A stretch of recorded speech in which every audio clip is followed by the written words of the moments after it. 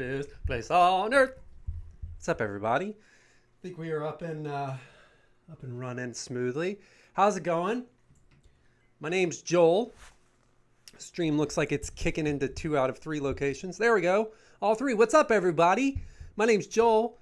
Welcome to your Friday ToSalem live show. This is a very interesting one we got this week.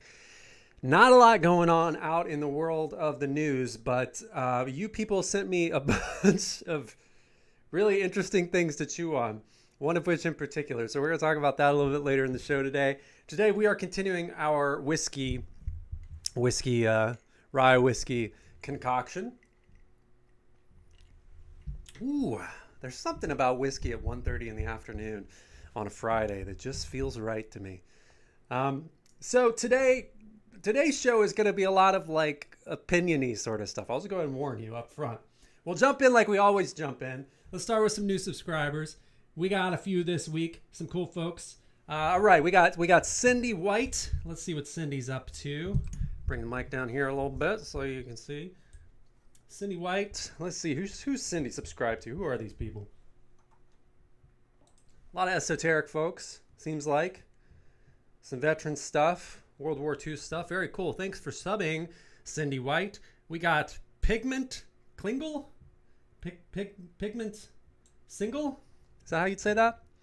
Psychology, herbalism, magic. Oh, Pigment. I think you and I would get along famously. Thanks for the sub. David Aponte.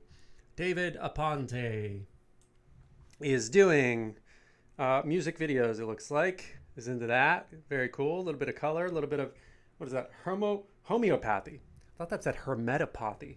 I was like, is that a thing? Cool. Thanks for the sub, man. We got the second phase. Second phase with some cool channel art. What's the second phase up to? Oh, cool. Second phase. Obama question. Wonder what that's about. That could go either way, couldn't it? We got Rainfrog1. Thanks for the sub, Rainfrog1.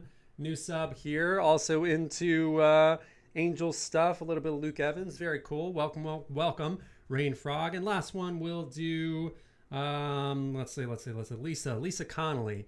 How you doing, Lisa? Thanks for the sub. Who I Am. Is that a music video? It looks like, yeah. Cool.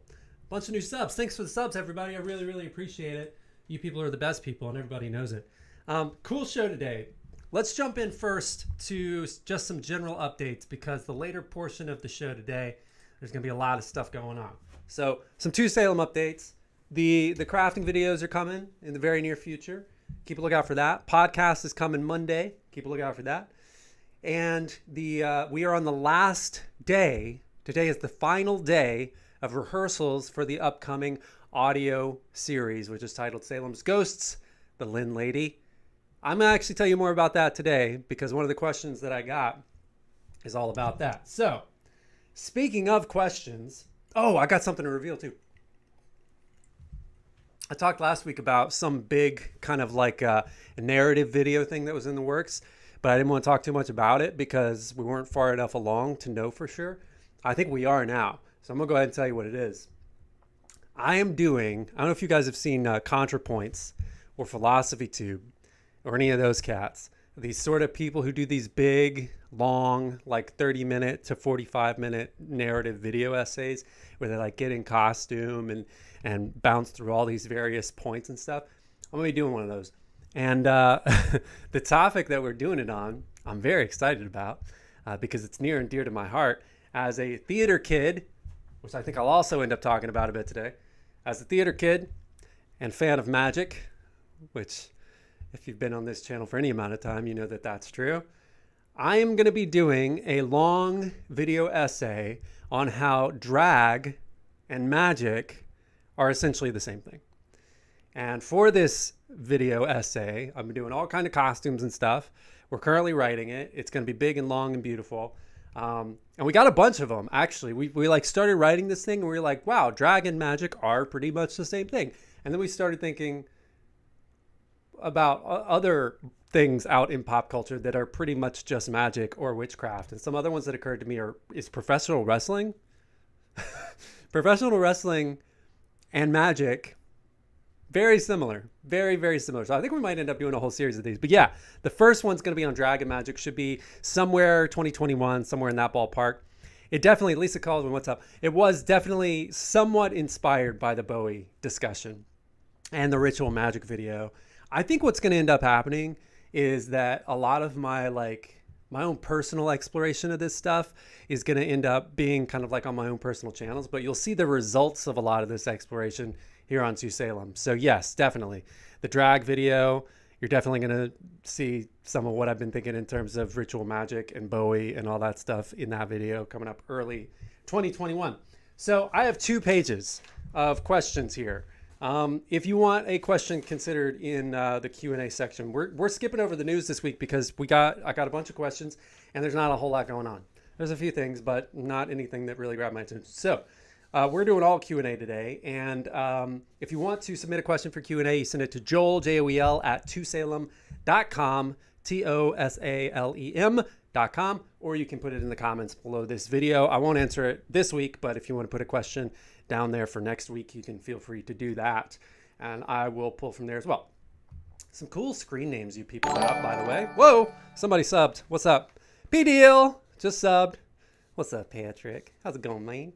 All right, so I got a few questions here. We'll jump right in. Daenerys, which I think is, based on the question that you asked, is just the most appropriate name ever.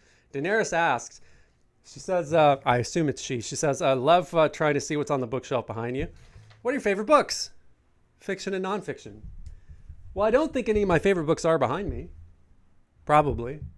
My favorite fiction book is a series. Is that cheating? It's kind of cheating. My favorite book is fiction book is a series. And that is the Dark Tower series by Stephen King. I am just I don't really do favorites, first off. So the way I kind of like figure out what my favorite is how often I've read or enjoyed something. So to that end, Galaxy Quest is probably my favorite movie because I've watched that movie thousands of times. That's an overstatement. Yeah, the Dark Tower series, Stephen King, is definitely my favorite book. Fiction and the nonfiction, I don't know that I really have a favorite nonfiction book. I have favorites like in different categories, but I don't know if there's one that's like, this is my favorite nonfiction book of all time, but definitely fiction. Cool question, Daenerys. I bet I can guess what your favorite fiction book is, or favorite fiction series anyway. Trish asks, what's your favorite movie or TV show set in Salem? I mean, probably The Crucible. Think for a second. Yeah, probably the Daniel Day-Lewis Crucible. Yeah.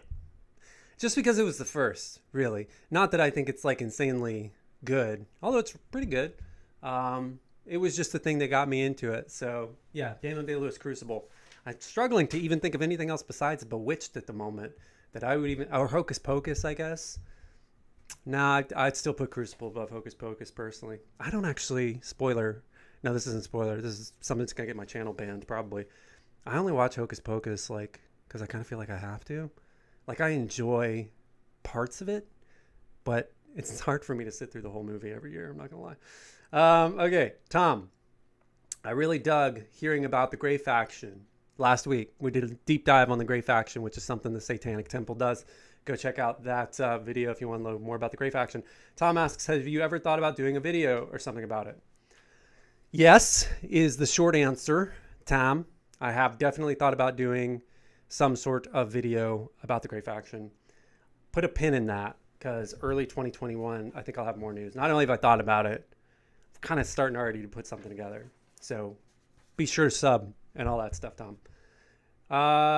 Let's see. Dina asks, just listened to Salem's Ghosts and loved it.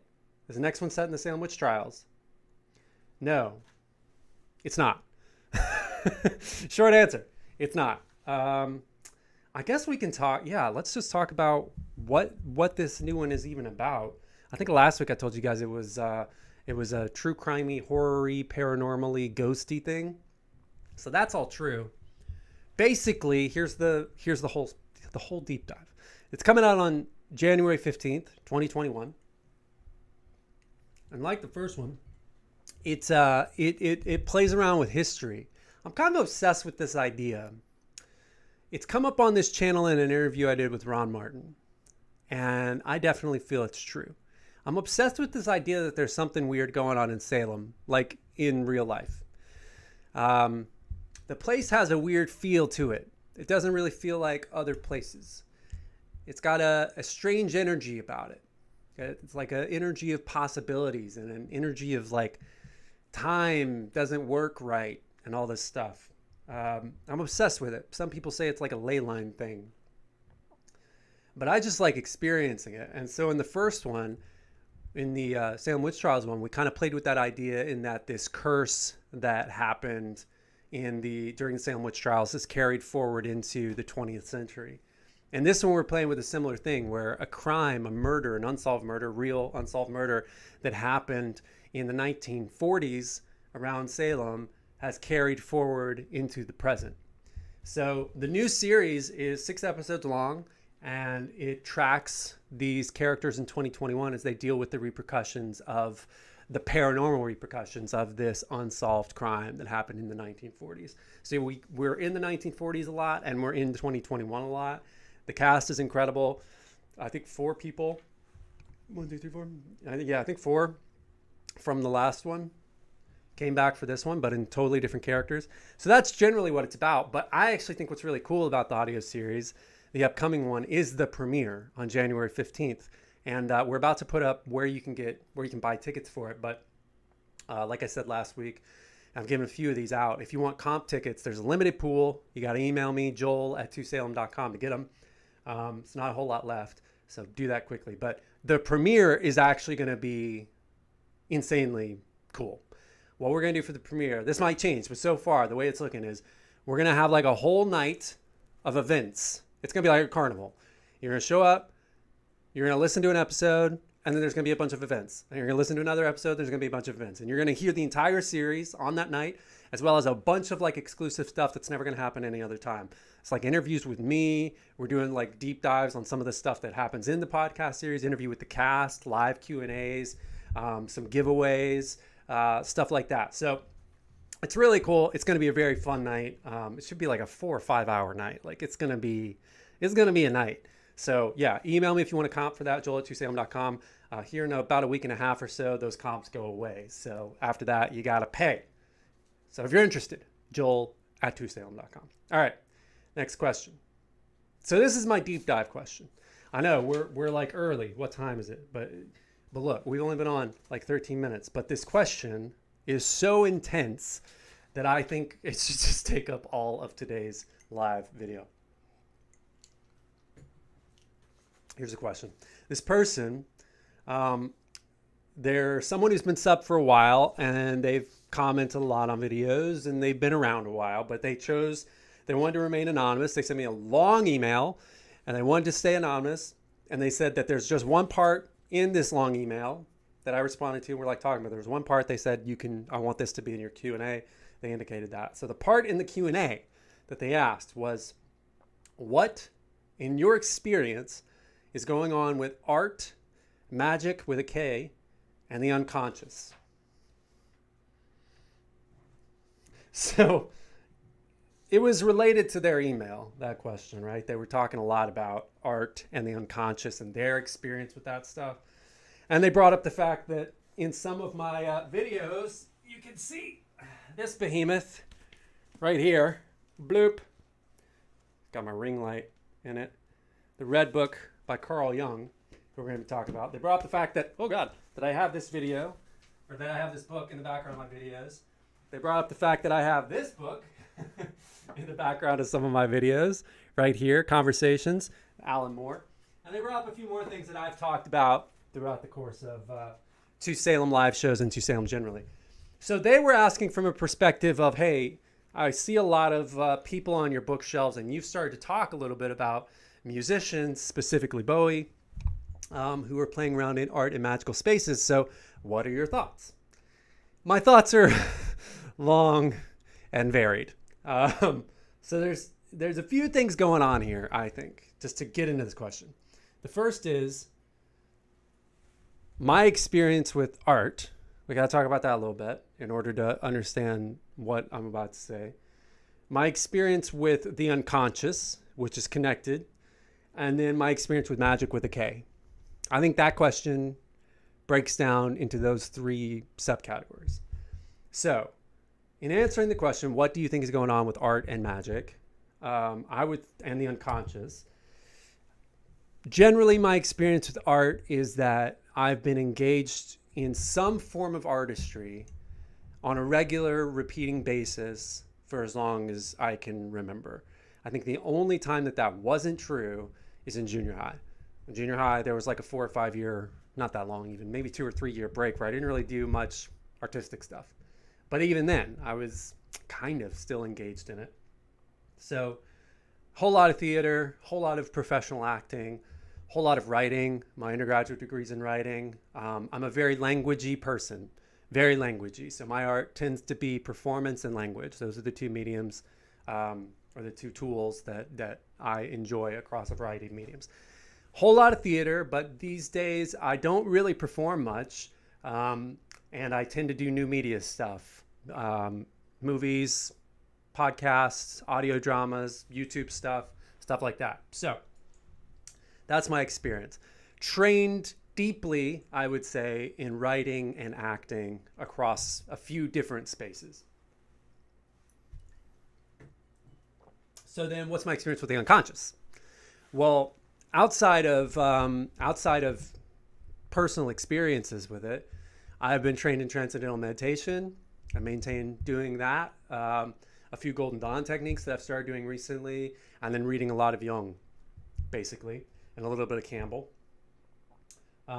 which is, I guess, yeah, a little bit of Campbell. Mythology and the unconscious, that's kind of how I'm tying those things together. And then what's my experience with magic? Well, if you watch the ritual magic video here on the channel, you know that it's only pretty recently that I've started doing ceremonial magic, but I have continued that since I did that video, and that is evolving rapidly. And I would say that my experience with magic with a K is that am every day drifting more and more into a lifestyle that is just a magical lifestyle. So my experience is kind of all-consuming, or it's becoming more all-consuming. All right, so there's the three components of the question, right? You asked, what do I think is going on with magic, art, and the unconscious? That's my experience with all three of those. And then a lot of reading with magic with a K. So let's get into the answer. All right. So the answer, I think you got to start from a perspective of like, my reference point for this is so niche and so weird, and I'm sorry to put you through it, but my reference point for this is actually from when I was training as an actor. When I was training as an actor, there's this technique you do if you're learning Meisner technique, which is like, or it's an exercise you do if you're learning Meisner technique, which Meisner technique is all about teaching actors how to be in the moment, right? That's the whole point of it, is to teach you how to be present so that when you're on stage, you're responding to what's actually happening, or when you're on set, and not something that you memorized and every time I go out there, I'm going to say this line this way. That's a very old school form of acting, very non-American style of acting. American acting, especially cinema acting, is much more about presence, much more about personality, much more about being in the moment, no matter what the moment is. So a lot of American actors, in order to get there, learn this specific style that was championed by a guy named Sanford Meisner, a New York City acting teacher. And basically, the cornerstone of that school of acting is a technique called the repetition technique. So when you're an actor and you take a Meisner class, you go up on a stage and you're in a room with a bunch of strangers. You don't know these people. You go up on a stage with one other person. There's no script. You've not prepared anything. There's no memorized anything. There's no blocking. There's no character. You go up on a stage as yourself. They go up on the stage as themselves. And then your coach or your teacher is sitting there in the audience, and they're waiting for you to start. And what they're waiting for you to start doing is repeating things. Now, the way that this works is, let's say you're actor number 2, I'm actor number 1. I would just notice something about you. I would say something like, your shirt is blue. You would say, my shirt is blue. I would say, your shirt is blue. You would say, my shirt is blue. And you keep doing that. And as you do that, you notice other things and they notice other things. And and it builds. The words change, the repetition changes, and emotions start to get layered in. Now, what's interesting about this process is uniformly, every single person I know that has done Meisner technique for more than like 3 or 4 months will recount some sort of spiritual experience with it, or an emotional experience that is so deep that it might as well be spiritual, because it's speaking to realms in them that were so inaccessible before they got there, that, you know, now we're talking about deep, deep, deep structures in the mind and in the soul. I definitely had that. Meisner technique changed my life. I wrote a blog post about it at one point. I don't know if it's still out there, but it changed my life. It was one of the first truly spiritual experiences I had as an adult.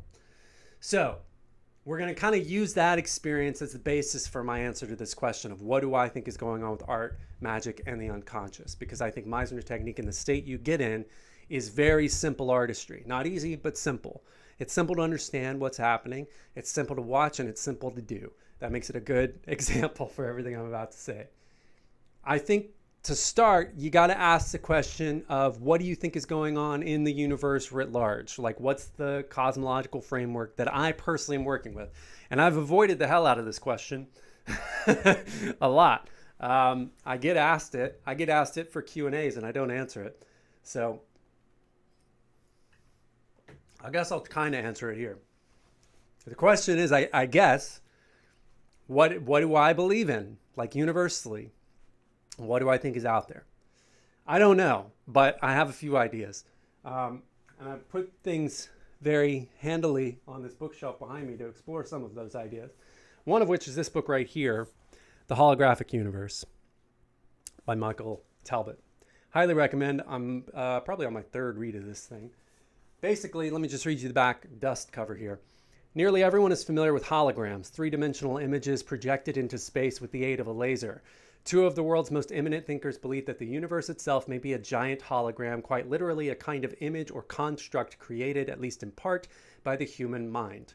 University of London physicist David Bohm, a protege of Einstein and one of the world's most respected quantum physicists, and Stanford neurophysiologist Carl Pribram, someone correct me, an architect of our modern understanding of the brain, have developed a remarkable new way of looking at the universe. Their theory explains not only many of the unsolved puzzles of physics, but also such mysterious occurrences as telepathy, out-of-body and near-death experiences, lucid dreams, and even religious and mystical experiences such as feelings of cosmic unity and miraculous healings. All right, highly worth a read.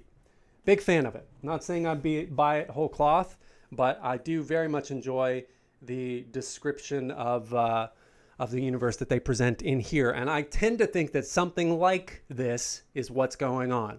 Something like a hologram. I don't know if I necessarily want to say that it is a hologram or that I necessarily think of it as a hologram, because I don't. But I do think that my own experience in life tends to lead me to believe that there must be, I would say the word must, there must be multiple layers of reality simultaneously present, occupying the same physical space. That's just sort of the place I've arrived at. So put that like in one little spot in your mind.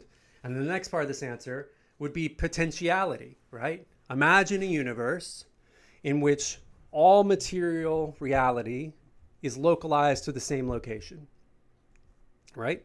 Let's say you've got one planet, but in the physical space where that planet occupies, the material space that that planet occupies, there are an infinite number of layers that are not taking up any material space put on top of that material space.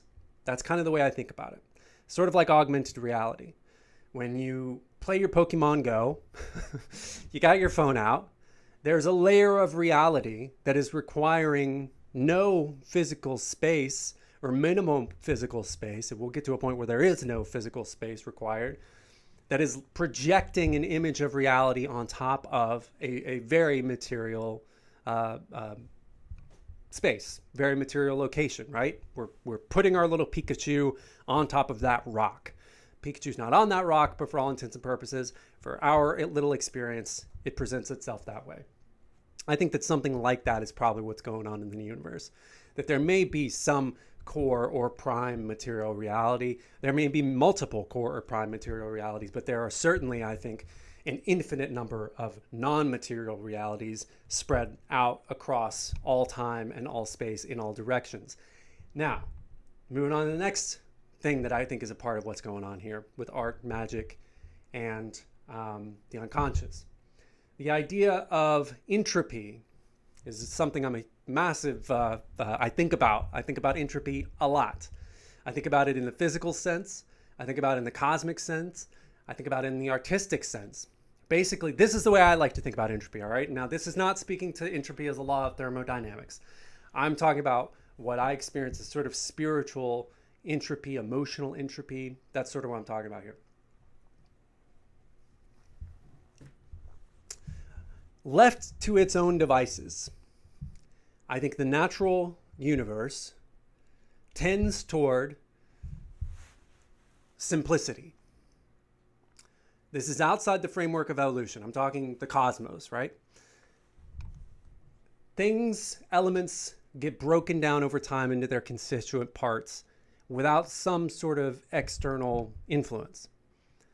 This process, entropic process, I guess you could call it, I see us and life itself as the prime opponent to. In other words, I think that part of the reason that we are here, if you want to boil it down to something that simple, part of the reason we are here is so that the universe does not continue breaking down into its constituent elements.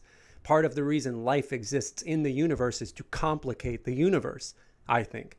Seems pretty straightforward to me. That is what we do. That is exactly what all life does. It complicates the universe much, much more on every level.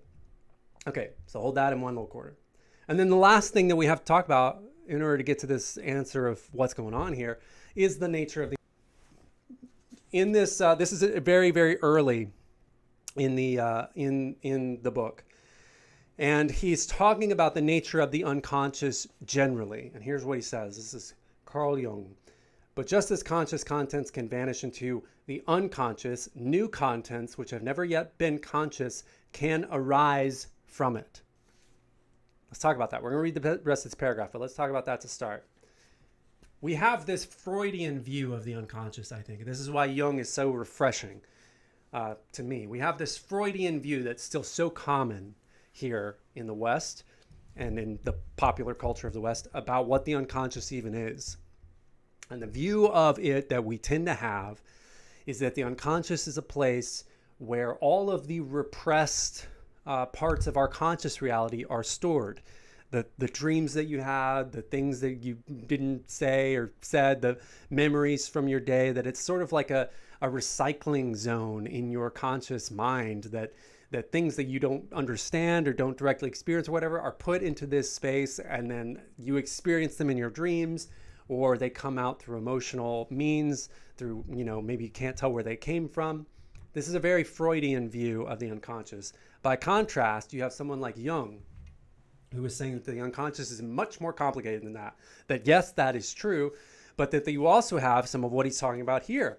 You have contents which have never, quoting him, which have never yet been conscious, can arise, and he puts arise in italics, from it. So what are we supposed to make of that, right? He goes on and he says, one may have an inkling, for instance, that something is on the point of breaking into consciousness, that something is in the air, or that one smells a rat. The discovery that the unconscious is no mere depository of the past, but is also full of germs of future psychic situations and ideas, led me to my own new approach to psychology. A great deal of controversial discussion has arisen around this point, but it is a fact that in addition to memories from a long-distant conscious past, completely new thoughts and creative ideas can also present themselves from the unconscious, thoughts and ideas that have never been conscious before. They grow up from the dark depths of the mind like a lotus and form a most important part of the subliminal psyche. That's Carl Jung for you. So what's he saying? He's saying that what is in the unconscious is not limited to what is coming from the conscious. that there is some other parameter for entry and dwelling in this place that is not merely coming from our conscious reality. Now, this opens up, as he says, a set, I would say, of controversial ideas, many of which other people have explored, many of which Jung himself explored. A lot of it's in the Red Book, which I showed you a bit ago. But here's the big question. What's in this unconscious realm and where does it come from? Carl Jung, by his own admission, spent his entire career trying to answer those questions, answer the question of what individuation means, how one reconciles the conscious and unconscious minds, if such a thing is even possible. And part of the way that he did that work was through something called active imagination. This was basically, it's how Carl Jung thought. You know, this is how he went on thought experiments. It's similar to something that Einstein describes as well. You find a lot of these geniuses and proteges, they have some sort of mechanism by which they engage in their own unconscious reality. For Jung, active imagination was basically a way to consciously engage his unconscious mind. And the way that he did that was by having conversations basically with the specters that he found in his own conscious reality. Now, I ask you this. What is the difference in that and writing? Writing a set of characters in a play or a movie or a book. What is the difference in that and painting a scene? What's the difference in that and doing an acting exercise? All three of these things, all artistic mediums, all creative mediums, when I would say properly, I'll put quotes around properly, but maybe fully is a better word, when fully engaged, there is some process going on in the mind of the person creating the thing or the people creating the thing by which they are speaking to, in direct communication with, something that is not materially present. I just did this. Here, I'll show you. This is the script to Salem's Ghost, the Lynn Lady. It's 133, I think, pages. Here it is. Blah, blah, blah, blah, blah. Here you can get spoilers if you look closely. You can see all my notes from rehearsal. Look, all these crossed out notes. We have to go through these rehearsals so quick. So I'll just like write big notes and then I'll address them and I'll cross them out. I'll write another big note. All right, 133 pages. Something that some of the actors told me about this that I was quite glad to hear was these characters seem really fleshed out. I can read what they're saying on the page and I just get who they are. They just feel real to me. Well, the secret to doing that is that they are real. The secret to writing a character like that is that the character's real to you, the writer, and you're talking to them in your head, and you're talking to all the characters in your head, and they're talking to each other, and you're engaging in this non-material reality. Now, someone like Jung may respond and say, what you're engaging with is some form of active imagination and some access point to the unconscious realm, in which are these things called archetypes. Now, these archetypes are inherited by Jung's own reasoning. By Jung's own reasoning, these archetypes are to some degree inherited, which means that you're born with some of them. So now we come to what I think is the core of what's going on with the unconscious and engaging with the unconscious. Because I think there's a two-way split here that you got to make, and it's individual. Some people go some way, some people go another way. Direction one is that this archetypal realm that is filled with these entities that are in some way separate from you is purely a DNA sort of encoded thing that we don't yet understand. And it's being passed down through person to person, and it's some sort of coded symbolic language that we just don't quite know yet how we're passing it on to each other, but we are passing it on. It is confined to our mind. It is in some ways material in that it is something that we are dreaming up to some degree. Whether or not we have any control over that is another issue. But The second avenue is that, no, this is a real place. The unconscious, the archetypal realms, the things that dwell there are real. They are materially real, and they have a consciousness outside of the consciousness of the person who accesses that realm, right? It's a little heady, but there's a split. You can't really believe both fully. You kind of have to pick which way you want to go. Jung had his own thoughts about this. I have my own thoughts about it, clearly. And my thoughts largely come from, let's see what Lisa says. Lisa says, for me, conscious relates to the physical outward, unconscious relates to the soul, energy inward.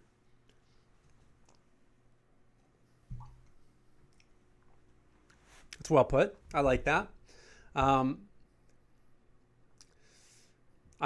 What I do like about that, Lisa, is that it feels very prototypically neo-pagan masculine feminine divinity to me, what you just said.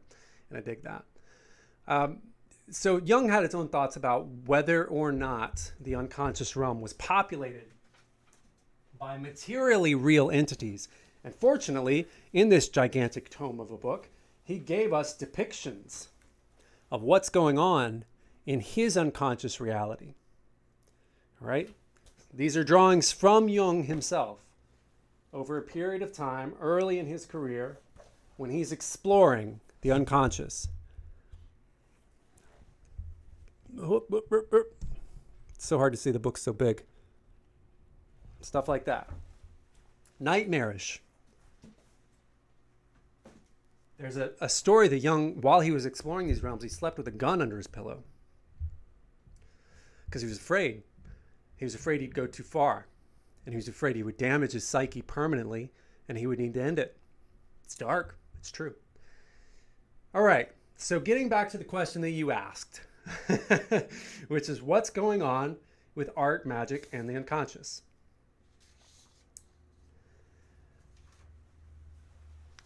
Let's take a look at, to answer this question, I think the last big piece here, I want to take a look at a video with you guys. I hope I can do this without YouTube trying to kill me.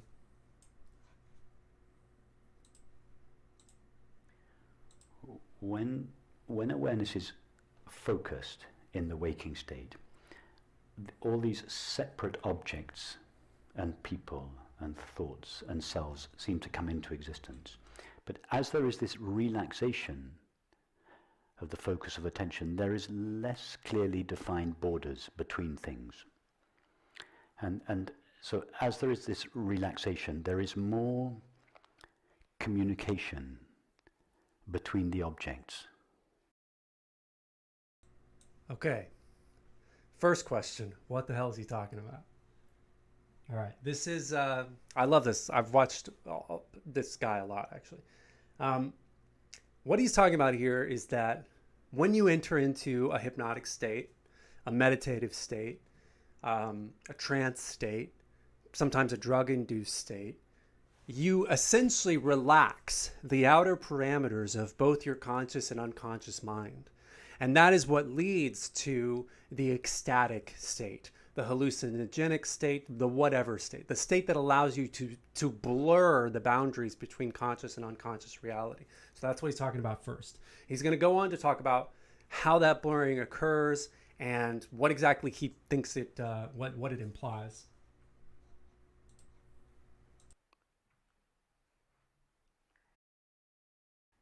So that is why, for instance, you observed quite rightly that as we meditate, we become more transparent, more sensitive. We read people, we feel people, and we feel objects. You go into a museum and you see an object, and the object becomes transparent to you. You feel, and that's because you see. I like how he's got us struggling with that. I love that. I've been feeling that way this entire answer. It's so hard to get this stuff in words. So now, okay, what is he saying now? Basically, he's saying, okay, as these things blur together, when you're in some sort of sustained, relaxed state where the unconscious and the conscious mind can be in some form of communication, which, by the way, I don't think is a product of will. I don't think you can will this to happen. I think it's about becoming the sort of person who it happens to. You can only will what you are. You can't will what happens necessarily in this way, I don't think. You can only become more open and wait, in my experience. But once you do become more open and wait, and these things start happening, you start getting synchronistic occurrences, you start seeing that the rules aren't what you thought they were in strict material reality. Synchronicity is probably the biggest one, in terms of what starts to happen when you start to blur these things. Synchronistic occurrences, things that you can't really explain materially, things that you can't really explain just based purely off of the laws of reality that we in the West are being asked constantly to adhere to. Things just start to happen. A lot of people question why that is. His answer here is because you're blurring these things. You go into a gallery, you see a painting, and now suddenly this thing that was two-dimensional but depicting three dimensions, you feel like is all encompassing. I don't know if any of you have had this experience, put it in the chat if you have, but the experience of being suddenly open and then experiencing art in that state. And I'm not talking about emotionally necessarily. I'm talking about totally the experience of watching a movie when you are present, fully present, or listening to a song when you are fully present, going to a concert when you are fully present. There is an intangible somethingness to the experience that feels impossible to articulate. And the only thing that, in my experience, the only thing that you can do about it is to go do that thing again and see if it happens again. Sometimes you can get addicted to that. You can go to the live theater or the concerts or the I don't know, the movie theater. That's my place, the movie theater.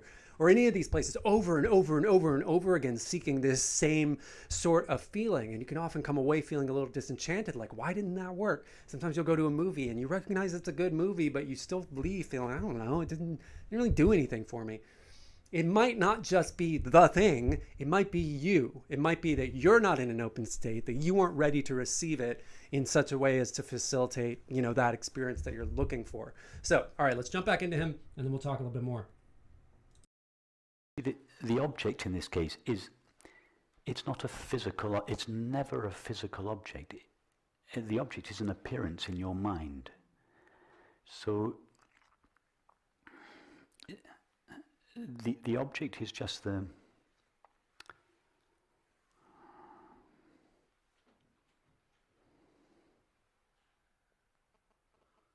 difficult to describe this.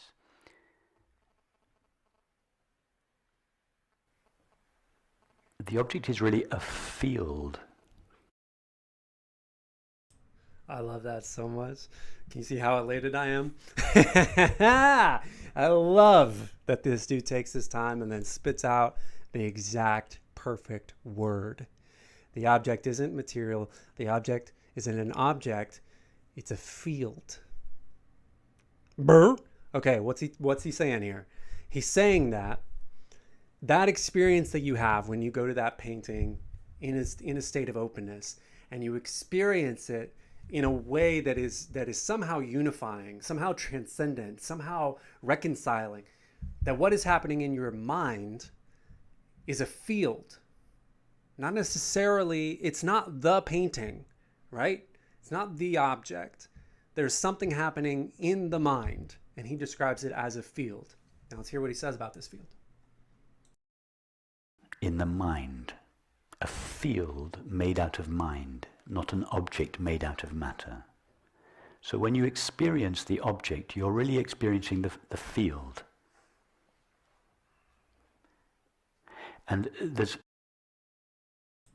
let's talk about let's just get our heads around what he's saying here. He's saying that you're not experiencing the painting. You're experiencing the field of the painting in your mind, which is, a very material way to explain that would be that you're bringing with you a certain set of preconditions, misconceptions, preconceptions, whatever, a whole lifetime of experiences to that one moment when you experience that one painting.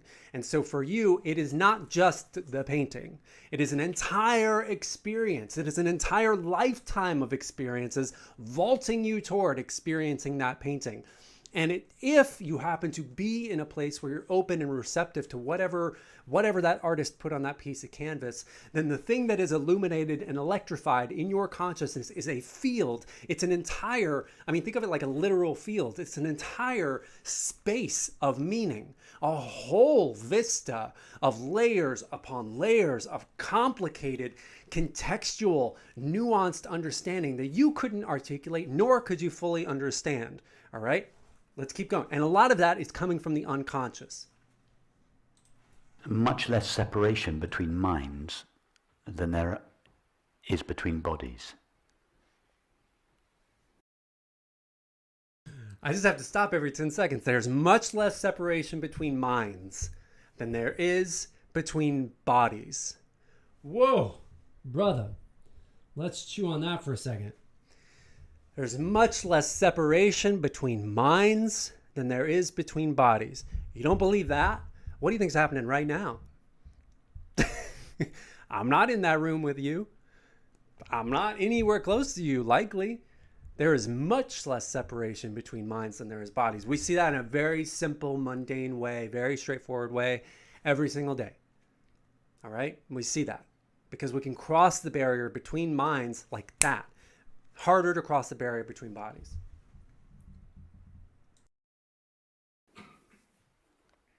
So that's why, for instance, as this relaxation of awareness takes place, at some stage we go even out of the dream state, and we enter what from the point of view of psychology is called the collective unconscious.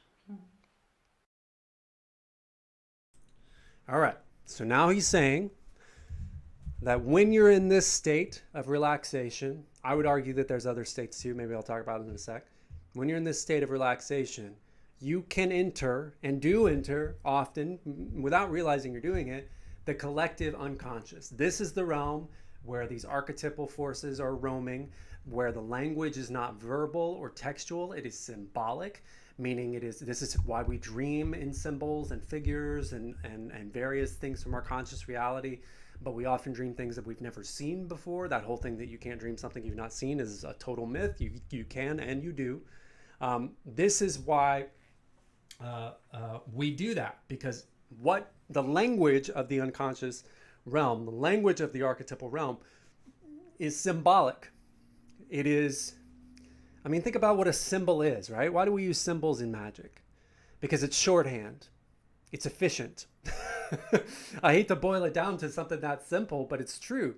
Why is a pentagram a pentagram? Like, why not just constantly express the unity between the elemental forces, right? Why not just say these things, just say what our interpretation of the pentagram is? Well, because the symbol does it better. It does it more efficiently, and it transports that meaning through time. A crucifix means something without anyone having to tell you. It accumulates the meaning over time. The way it's presented in art, the way it's presented in media, the way it's presented in worship spaces, et cetera, et cetera, et cetera. It accumulates this meaning that is both specific to you and universal to that symbol, right? The language of the unconscious, the realm of the unconscious, the language of that realm is purely symbolic. This is why dream interpretation is a thing. You're interpreting symbols. You're interpreting visual cues. You're trying to figure out what does this mean, right? Now, we're not just saying that that's limited to Freudian, like what does this mean materially? If I'm dreaming about my mother, then that means that I'm disappointed in my life choices. We're also, what we're saying there is, what is the symbol of my mother in my dream, right? And what is the meaning I can derive from it? Jung was big on this. He was huge on this. So, to get back to the question, it's a long answer, but it was a heavy question. Now we got some in chat. Let's see what's going on in chat before I get back to tie this all together. Lisa, perspective. Magic comes from energy. Emotions are powerful energy. Art of all forms can evoke deep emotions. That energy has the ability to create within the material, physical, and new patterns of energy. Yeah, I would agree. It does have the ability to create energetically in the moment. But also, I think that the blurring of the conscious and the unconscious mind, or it seems to me that the blurring of the conscious and the unconscious mind is responsible for this excited state, for this state of, I guess, awareness, heightened awareness. Now, what you can derive from that, it depends on which way you answered that question about what's going on in the unconscious, about where these archetypal things are living. Where is the archetypal realm and what is it? If you're someone that believes that it is somehow external or supernatural, that it is a real space, whether it's spiritual space, an emotional space, an energetic space, or a material space, if you believe that it's a real space out in the cosmos somewhere that we all somehow have access to, and we all know that we have access to it because we dream. Even if you don't do art, you dream, which means you have access. If you believe that that's a real space, then what is happening in the process of art creation is tapping into that space and getting something from the archetypes that you're finding there. And now, if you're a viewer of this channel, that will no doubt sound a whole lot like magic to you. And I think it does. I think that's exactly what it is. I do. You read about Kerouac writing on the road in a fever dream on a scroll in like a week. And I don't know how that process works any other way than some sort of extra human, superhuman awareness. And I don't think that comes from will. I don't. I think a lot of artists want to believe it comes from will because that feels good for the ego. We look at a great artist and we want to believe that, you know, they figured out how to navigate the space that they're in. I don't think it's as much about that. I think it's they figured out how to be something. They figured out how to open themselves somehow. I think that's closer to the truth. Wrapping it all together here, to answer the question, what do I think is going on with art, magic, and the unconscious? I think that through ecstatic acts, like the Meisner repetition, like writing, these are both internal and external ecstatic acts. Internal ecstatic act would be meditation, would be trance work, would be drug use. External would be drumming, would be music in general, dance, stuff like that, sex.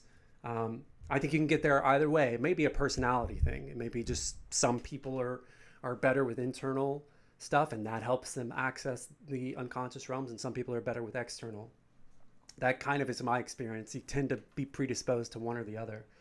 Although both probably work, you can get there easier with one or the other. Through these ecstatic acts, you get access, right?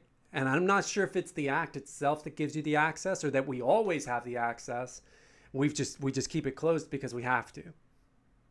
We have to. We can't walk around with constant access to our own unconscious reality. It would be maddening. It would be absolutely maddening. Plenty of people think that that is what a lot of mental illness actually is. That the division between conscious and unconscious reality, the ability to shut off the unconscious when it is not productive and fruitful and is being harmful, is somehow disintegrated or weakened or something like that. I don't know if I believe that, but it sounds good. You get access to these places, and whether you want to see these places as multiple realities, a la the holographic universe, potentialities, a limitless sea of potential realities, the unconscious, the archetypal realm, whatever. It doesn't matter how you see it. The point is that it's somehow separate from you, or at least it's separate from your will and your conscious reality, and that you can get there, but you have to change yourself over time to become more apt to get there. And then it comes in once you have changed. I think the point is that, to me, it seems like our cognitive apparatus are somehow primed to want to enter this unconscious realm when we stimulate certain activities, one of which, for me, is art making. It's art making. Like I said, I'm a language person. Everything, the art that I enjoy the most has to do with the written word. Theater, film, novels. It's all languagey. I like visual art a lot, but when I watch a great movie and I come away feeling like that's a great movie, it's usually because of the story. I might respect something like 1914, which is visually stunning and technically very adept, but if the story doesn't really grab me, I'm not gonna be predisposed to really enjoy that. So for me, this capacity toward language, in writing, in using that inclination to write and to make stuff, I'm constantly talking with people that I think are real, like really real. And then what's interesting, this has opened up a whole other can of worms. I won't open it too much because I could talk about this for 4 hours easily. What's interesting then is if you write something that then an actor steps into, what are they doing? Like, I started having a conversation with this thing and I gave birth to it in a way, or I allowed it to come into this material reality through me. This is like an Elizabeth Gilbert sort of big magic idea, right? That you don't have ideas, ideas have you. And you give them permission to have you or not have you. And if you're not giving your ideas permission, that means you're not disciplined. And if you're not disciplined, that means that you're being used by the universe instead of a willful, self-determined person who's pursuing whatever their own interests and inclinations are. That's not a good way to be, because then you're always receptive. You don't want to always be receptive. You want to have a balance. So I listened. I felt these characters. I crafted them. I put them on paper. I put in the paper that they said what they were saying to me and saying to each other. I did all of this in my office chair, sitting there, doing various drugs and activities and thinking and wondering and jogging, all of this context, right? And I did all of that after decades of life that primed me to want to tell that story. And then somebody is coming along, stepping into that role, and 9 times out of 10, it feels right that they do so. It's weird. If you think about it in the context of this conversation, the conversation of the unconscious, the conversation of material and non-material realities blending together, what are we then to derive from that? Because their whole reality also primed them to step into that role, but that role wouldn't have existed had I not primed myself to be open to it. You get into this causal loop, a little bit like the synchronistic causal loop that we talked about, I think last week, where I was talking about all of the contextual things that have to happen in order for a synchronicity or a coincidence to have meaning to you. A million bajillion things have to happen in order for you to understand that a coincidence has meaning that is specific to your experience. You cannot calculate. What it reminds me of is Watchmen, that bit in the movie Watchmen where Dr. Manhattan's on the moon or Mars, and his girlfriend, who's what's her name, Spectre or something? I don't know. I can't remember her name. She comes up and she's trying to get him to come back to Earth. And he's talking about the complexity of the mathematical complexity that it takes for anyone to exist ever. And he is sort of steered into a spiritual state where he was in this nihilistic state about humanity.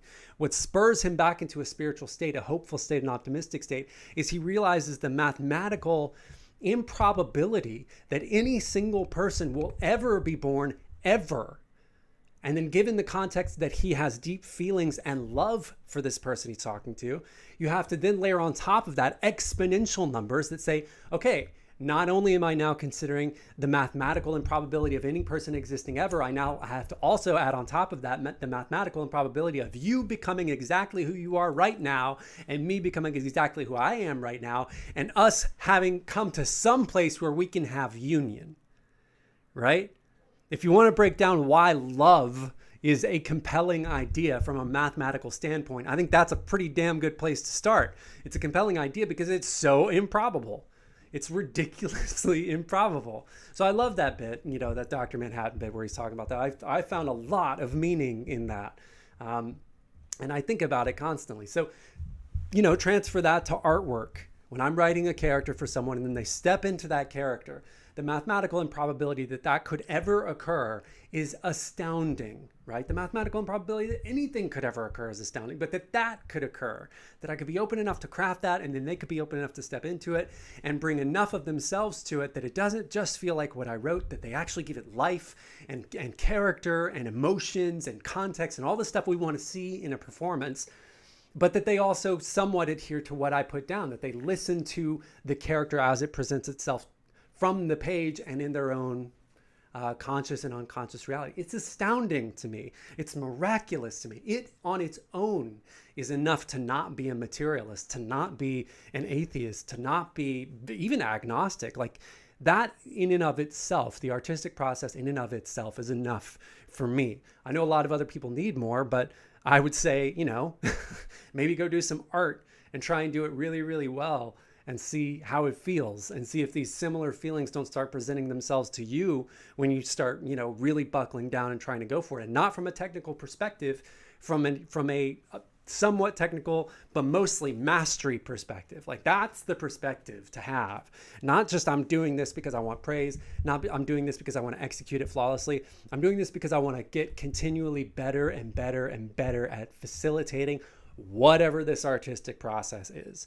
That's the standpoint right there, because that's an unending regenerative process that you can just keep feeding over and over and over again, and it'll keep feeding you over and over and over again. It's the most beautiful process I've ever been engaged in my life. That's probably why I keep doing it over and over and over again. All right, what we got in the chat? Lisa, that's an interesting idea for someone for like schizophrenia. Yeah, it is, man. I had a really close family member who's no longer with us, unfortunately, who was schizophrenic.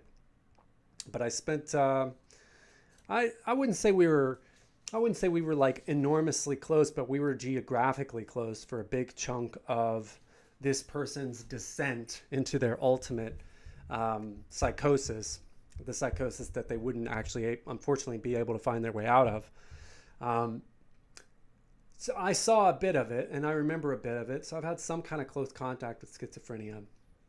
I don't know. You know, the only way to know that would be to ask that person and explain something like this to them and see what they see if it resonates. I know from an outside perspective, I mean, whatever was going on in his head, the one I knew, was overwhelming. So I can only surmise that whatever it was, you know, that he was at least as capable as me. So I think about what would and what has overwhelmed me in my life emotionally, and it's pretty intense. So if he's dealing with that on a daily basis, yeah, I mean, certainly someone could easily make the argument that maybe his cosmic reality, the lines are too blurred and he can't quite find his way out. I like that. You know, that's an interesting standpoint, Lisa. I'd be curious. I bet people have written about this, mental illness and the sort of lines being blurred between the conscious and unconscious reality. That's got to be some sort of research paper or something. Somebody find it and put it in the chat. So there you go. There's my answer to the question. What is going on? This long question that you asked. Well, it's a short question with a long answer. What are my experiences going on with art, magic, and the unconscious? That's what's going on. Lines are being blurred. You're being lulled into some sort of trance state so that those lines can be blurred. And then you're pulling from the mental realm, which is this guy on screen here just said, you know, the connection between minds is much easier to tap into than the connection, or the separation between minds is much less, I don't remember his exact words, but less severe than the separation between physical bodies, something like that. So you're tapping into that. That's what I think is happening. I also think that's what's happening with magic, by the way. I also think that that's what's going on there. When you're doing magical acts, I think that what you're essentially doing is engaging with the technology of self. You're engaging with your own unconscious reality, and of course conscious reality, but your own unconscious reality too, which is dangerous. It's dangerous in a way because, like, what are you doing, right? When you go through psychotherapy or you go through magic or you go through an artistic process, what is it that you are doing? When you're on a path to individuation, let's say, which I think most people who watch this channel probably are on some degree in pursuit of their own individuation, their own cosmic unity with their higher self, their own connection to the divine, however you conceptualize. I don't really think it's the point. The point is that you're seeking something higher than yourself. And you're trying to align yourself as much as you can with whatever that thing is. Well, what you're doing is you're reorganizing your own mental apparatus. You're reorganizing your mind. You are shifting things around, and that's scary. That's dangerous. You know, if you don't do that correctly, if you don't do it under guidance, you know, then this is why, by the way, I know I kind of spin it off in 100 different directions, but that's how my brain works. Sorry. This is why I actually really love introductory books in like Wicca and witchcraft. I don't hate on, you know, this like Silver Raven Wolfy, Scott Cunningham-y kind of thing, this teen Wicca stuff. I don't hate on it even a little bit, because my perspective on it is, thank God that's out there. Thank God that there is something that is there, and it's safe, and it's approachable, and it's engaging, and it gives these people whatever it is that they're looking for without exposing them to different, deeper, more intense, more severe forms of reorganization that could actually hurt them. I'm not saying like, you know, you could summon demons that kill you. I'm saying you could do things to yourself that screw up the next decade of your life. And the insidious thing about it is that you may not even realize that you're doing it, because you're not being guided properly, or you're not navigating properly, because you don't know exactly what to do, because we're not good about teaching kids what to do in order to master their own, or to come to some degree of mastery over their own conscious awareness and unconscious acceptance. We don't really teach kids that. We teach them, I don't know, algebra for some reason. Universal consciousness, the web of energy that everything is connected to, pulling from and contributing to. Yeah, I mean, imagine you're not prepared for that at all. Imagine you can't control it. You know, everything we're talking about today is about getting oneself to a place where they're open enough to experience this when they want. But imagine it's just happening without you doing that. It would be an insanely difficult thing to... I wouldn't be able to make it through that. No way. No way in hell. I mean, the little bit of access I have to unconscious realms that's outside of my control is terrifying to me. It's terrifying. It's only cool when I know what I'm doing. It's only cool when I mean to do it. When I don't mean to do it and something just terrifying happens, or something scary happens, or some coincidence or synchronicity, I get a little nauseous. I get a little like... even though I fully believe all this stuff, it's still disorienting. It's still like, yeah, I have to remind myself that I believe it, which I guess is maybe evidence that I don't fully believe it yet.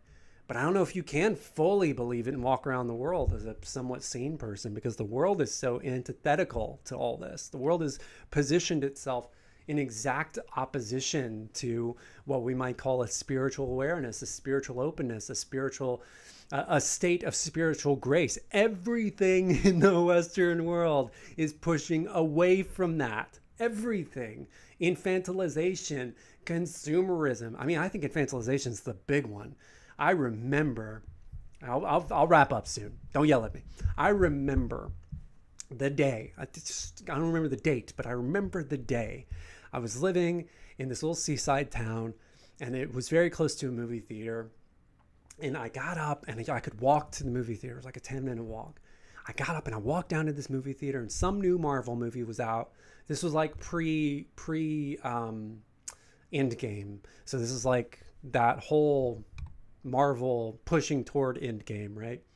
I don't remember which one it was, but I remember I sat there and I watched it, and I left, and I like didn't enjoy it at all. And suddenly it occurred to me, that movie felt like it was talking down to me. And then I realized, well, it was. And then I thought, why do I feel like it was talking down to me? Like, why would it be doing that? And then I realized, because it's infantilizing me. It's trying to make me feel younger than I am. And I was like 28. And so I'm like, if that's making me feel infantilized, why? And I started tripping down this whole thought process. What else in culture is making me feel infantilized, and why? It's not accidental, you know. It serves somebody somewhere. So who's it serving and why? And I ultimately got to this conclusion. I can barely watch those movies at all anymore, because I just feel like, why are you trying to make me not feel like a grown-up? That's a deep question, man. When you start looking around at the media that's pointed at you and your demographic, in whose interest is it to make you feel adolescent? And why might they want to do that? Why are you being told that youth is good? Some big questions. In the chat here, I feel society has conditioned us not to believe in that, not believe, which contributes to that uncertainty and fear.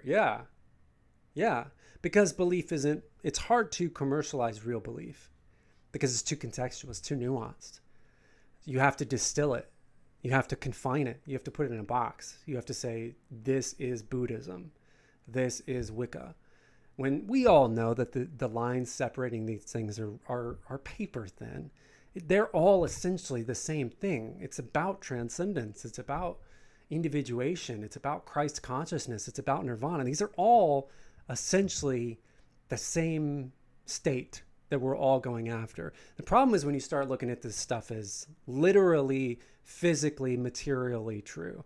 As long as you confine it to the realm of metaphor and myth and that sort of stuff, then it's all saying the same thing. Once you take it outside the realm of material reality, well, then you're verging on fanaticism, and no one wants to be a fanatic in anything, I hope.